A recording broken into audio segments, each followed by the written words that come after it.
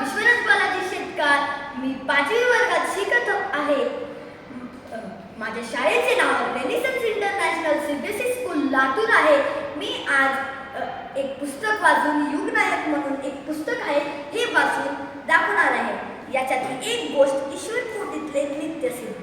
श्रीरामकृष्णांनी आपण आणि नरेंद्र यांच्यातलं नातं सांगताना एकदा म्हटलं होतं, एकदा समाधी अवस्थेत असताना नक्षत्रांचा तेजोमय लोक ओलांडून माझं चैतन्य आणखी उंच उंच गेलं. तो प्रातही प्रकाशमय होता. 7 थोर ऋषी तेथे ध्यान मग्न बसलेले होते. एका चैतन्याने तेथे एका बालकाचे रूप धारण केलं. ते बालक त्या 7 ऋषींचे जवळ आलं आणि एका ऋषीच्या गळ्याभोवती आपले कोमल हात मृदू स्वरात म्हणाला, मी खाली जात आहे, तुम्ही माझ्यासोबत यायला हवं.